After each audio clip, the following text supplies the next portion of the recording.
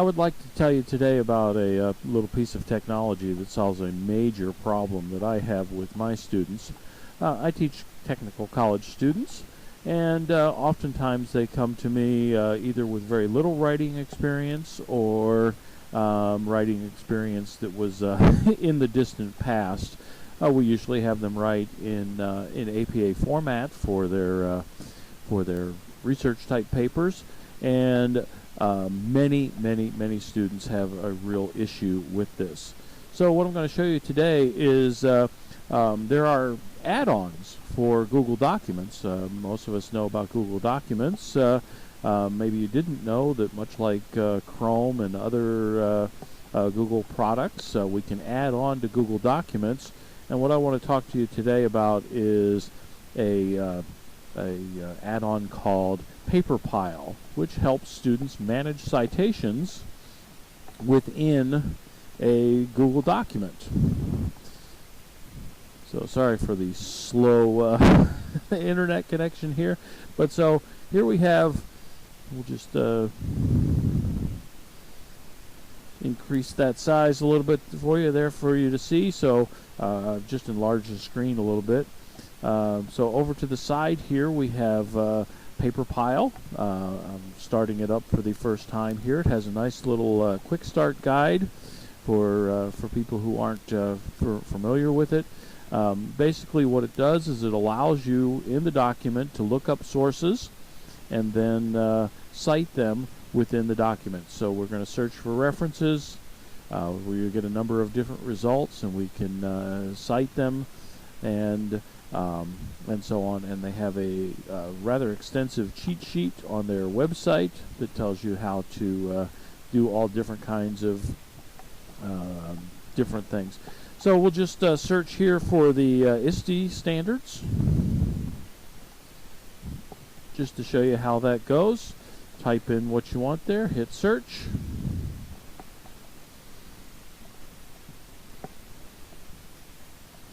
Again, the internet is not flying today. There we go. Align your curriculum with ISTE standards, investigating the relationship between ISTE standards and TPAC. So you can cite any one of these. Here's the ISTE standards. So you just go into your document, and I've got a few ISTE standards here, which we'll talk about in a minute. Put the cursor where you want it. Click on Cite.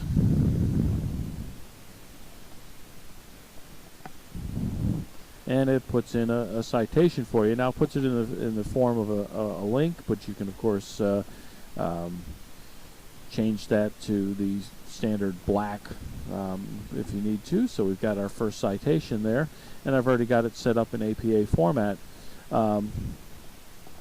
It will actually format in lots of different formats, and you notice that actually when it first puts it in there, it doesn't actually put it in the correct APA format, and we also don't have a reference page format yet. So all we have to do is you can change styles if you want, and then hit Update Citations and Bibliography, and we're reformatting here. And there we go. We have a proper in-text APA citation there. And down at the bottom you see here is the proper reference page format. All we have to do is type references above that, centered, and put it on a new page, and we're good to go. This is a wonderful little addition. One of the nice things is it doesn't just do just a standard Google search. It's really filtering the results, looking for academic papers, articles, books, and so on. So it's not just a standard web search here. And you can put in as many citations as you want. And so it's excellent for students who aren't very familiar with APA format or other writing formats. There's MLA, Chicago, all of those kinds of things. Add-ons are very easy to deal with in Google Documents. We'll leave our screen large here for a second. So you just click on add-ons, and again, for Paperpile, you can just open it up with Manage Citations there. But I want to take a second to look at this Get Add-ons. So you just click on that, and it opens up like a little marketplace for all of the add-ons that are available for Google Documents. And as you can see, there's another bibliography generator, there's a chart maker, translate thesaurus, templates, a thing that makes a table of contents for you, all kinds of interesting things that you can add on. There's a little description if you hover on it, and then you just click on where it says free to add it to your Google Documents, mind maps. And then here on the side there's different categories. There is an education category. We can click on that, and there's EasyBib again, highlighting tools, word clouds, making documents into forms. There's Paperpile. Here's a rubric maker that might be helpful to you, another reference assistant there, and so on and so forth. So there's a lot of different add-ons that you can add to your Google Documents to do various little tasks for you. And you can try them out. Very easy to manage add-ons. I've only got one in my in my Google Documents right now, the Paperpile. But if you click on Manage Add-ons, you get a list of all the add-ons you have. You can try it out. It says Manage here, so we can use in this document. We can report an issue, or more importantly, if you don't like it, if you want to try out another one that does a similar kind of thing, just hit remove. It goes away, and you can install other add-ons. And actually, if we wanted to use different citation managers, we could install several citation managers, and then when we click on add-ons, there'll be a list of them here, and we could just pick which one we want in the sidebar. So that's very, very useful if you want to compare and contrast different add-ons.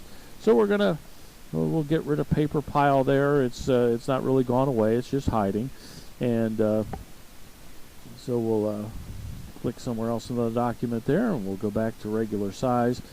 Just want to mention real quick that I think this fits very well with the ISTE standards for students under Section 3, which is Knowledge Constructor. It says students plan and employ effective research strategies to locate information. I think that's quite good at that. And also, because it is a more filtered Google search, and we're getting more academic kind of documents there. And I forgot to mention that in Paperpile, so we'll just open this up real quick. Not only are the references there, and it should bring up the thing that I have, it gives you